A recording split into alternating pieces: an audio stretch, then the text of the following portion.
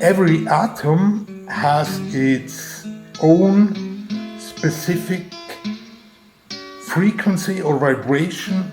The higher the frequency, the higher the specific weight, the denser the element.